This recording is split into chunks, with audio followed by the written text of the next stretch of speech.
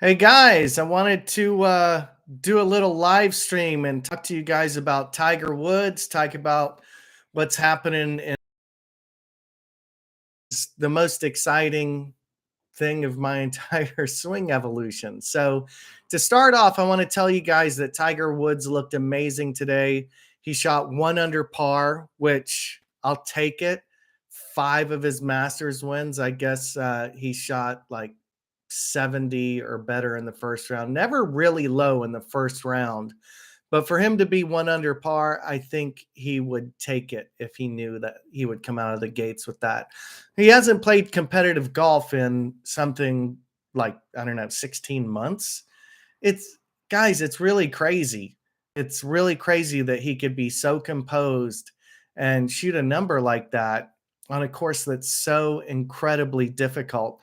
Now, I want to tell you guys that I wouldn't possibly be playing golf today if it wasn't Tiger Woods because I had given up the game. I was so frustrated with the game of golf that I swore I wouldn't play again after a terrible round and around the age of 23. I really, really made a fool out of myself. I just acted like a jerk on the golf course. And I promised I wasn't going to play again if that's the way I was going to play. But in 97, I saw Tiger Woods win the Masters by 12 strokes. And I was so inspired, I picked the game back up. Now, in the last 25 years, it's crazy that it's been that long. Um, you know, my game, basically I could split that 25 years in half. The first half, 12, 13 years, I was at best 80s golfer, normally a 90s golfer, and often a 100 plus golfer. But after I got the Ben Hogan book, I started to be able to break 80 regularly. And in 2014, I actually broke par for the first time. So that was a dream come true. But to be honest, I would say, okay, 2018, I had the MSC golf tournament. I was honored to win that with a 74. I don't really play competitive golf, tournament golf, because I haven't really gotten to where I feel comfortable enough that I can really maintain myself under pressure. The game is a big game. There's ball striking, but then there's chipping and putting. And I've had lots of chipping and putting woes as well.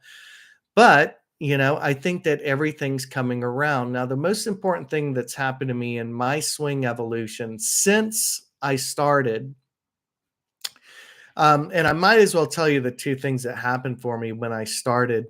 I took a lesson with Tim Terwilliger, who helped me to calm down my transition and understand the importance of not.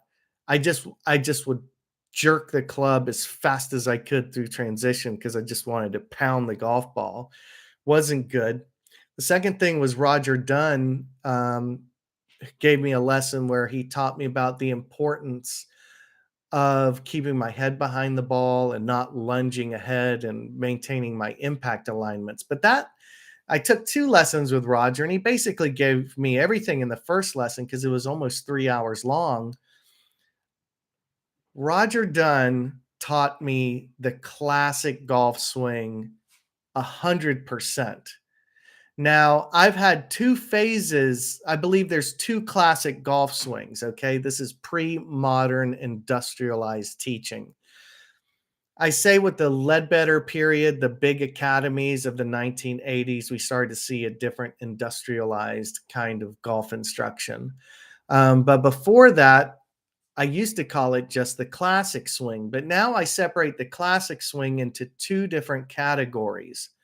One category is the pre 1960s, 1970s golf swing that I do now, which is the inside and over the top golf swing. That's the classic golf swing. But I used to confuse the two because Jack Nicklaus began this real big knee thrust, hip thrust style reverse C golf swing in the late 60s and 70s, shall we say, that was adopted by many players like Tom Watson. I think of Radar Reed and guys like that. So these things were pre-modern swing, but it's two distinct periods now. But as I've been going through my Masters winners and all these classic players, the most important thing that is not done in golf today is people do not take the club back to the inside enough. They're swinging around themselves and then they're fighting gravity with the club. Okay.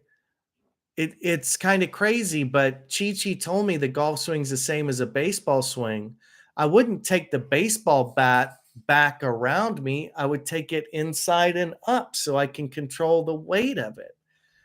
And this is the most remarkable thing is when I started to swing over the top, I realized if you take it as deep as you can swing over the top and it's just going to take you back to square. Okay. Now, the reason why you want to swing over the top, which brings me back to Tiger, is we see Tiger covering the ball. He's been swinging low left since he was with Sean Foley, understanding the importance of keeping that pressure on the shaft through the hit. And this inside over the top miracle swing has finally given me the confidence to be able to depend on my action day in and day out. So if you've never been consistent, I urge you to give this a try. Swing inside and up as deep as you can, and then a little over the top move will keep pressure on the shaft. It's really about that simple. Obviously I have my video at myswingevolution.com. I'd encourage you to get it or to sign up and watch all my videos. But essentially, you just swing inside deep, lift it up, and swing down and over. That's going to keep pressure on the shaft. It's changed my swing evolution completely. And I really think that it can change yours. So, Christo, does the inside over the top golf swing work with short approach wedge shots, say 100 yards? Okay, this is a dynamite question. Okay.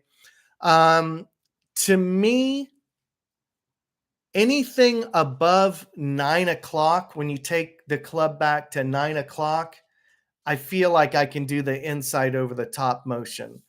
But when I take it only up to 9 o'clock, I really keep it kind of one plane. Okay. Just kind of like, flat on one plane. I have to be able to, this motion gives me leverage. So if I just have a half shot, it's it's not a big enough shot to warrant the amount of leverage that I'm going to use. So for me, like, say it has to be 60 yards or longer really before I start to do the over the top move. So thank you with that. Now, I've had a lot of questions in my feed about hitting pulls. So this is why I avoided the swing when I was first exposed to it by my coach John. It's because I was pulling everything to the left. Okay. The reason why I was pulling it, I realized this year, was because I wasn't taking it inside deep enough. Once I took it inside deep, then I could go over the top with leverage and power. And that's what made it all come together. And when I hit that first ball, oh my gosh, I was like, this is a whole new ball game. Like, I knew immediately. One of the favorite people that I follow on Instagram is John Donaher, and I've had a chance to talk to him. And he coaches the best grapplers, martial artists in the world. Like, we're talking Gordon Ryan, George St. Pierre, Gary Tonin. And John Donaher said, your life can be changed in an instant if a person provides you with the information that you need. My life was changed in an instant, and it came from a tweet by Jim McClain, who brought up Bruce Litsky and called him an over-the-top flusher. That inspired me to give the swing a try, and I haven't looked back since. So let's see. Dave asked me, he said, we all know how good pulls feel. So, what if you could be a pull hitter and the ball goes straight? That's essentially the feeling that I have from the over the top golf swing is, you've got all that leverage, the shaft kicks down through the ball and you compress the golf ball like crazy. So that's really kind of the feeling that it is. So generally speaking, you would think that a pull hit is going to go left of the target, so it takes a little fooling around with ball position. I actually move the ball forward a little bit to keep me from hooking it or drawing it a little bit too much. And it's now giving me the ability to hit cuts. I had a beautiful hybrid cut from far out from a green and cut it around a tree the other day. And I'm just hitting cut shots. I haven't had that in my bag for a long time.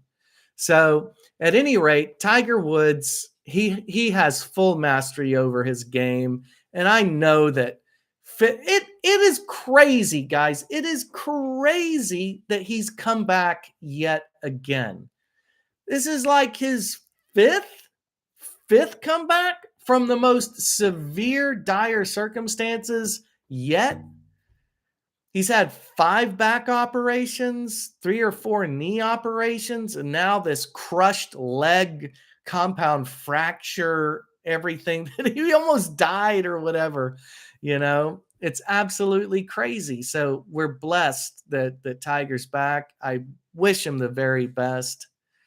So, so I got a good note here. It says, the old saying, when the student is ready, the teacher will appear. Well, that ties in, I think, to my swing evolution, because I believe in my heart that, whether it's God or fate or whatever, that I actually was in a slump last year. I was struggling and I did not quit, and I kept working and grinding and digging. I dug harder than ever. And I'll tell you, I was blessed with what I call the miracle. And I've never been as excited about my golf game. That's why I'm on here so much, trying to convince people dropping it under was inhibiting my ability to play great golf. Going over is like light bulb, and it gives me the space to keep my right hip from jamming me up. And it also is keeping me from hurting my back. I was doubled over on the driving range last summer, and it was a very scary moment when I fell to my knees in pain. So, yeah. So, Dave, he says, under is stuck. When I try and swing hard, I would get stuck. And in fact, it can still happen. I can still hit that stuck block shot out to the right. It happens when I get too quick in my transition. But as long as I am patient enough to go over, then I swear I can hit it as hard as I can, and the wheels aren't going to fall off. And that freewheeling feeling is the greatest feeling I've experienced during my swing evolution. So, guys, day 1, Masters, we're getting through it. Tiger Woods' first round is in the books. I'm so thankful for everybody who's been a part of this journey. I love you all. I wish you the best. I hope you hit them long and hit them straight. Well, I'll check in again tomorrow.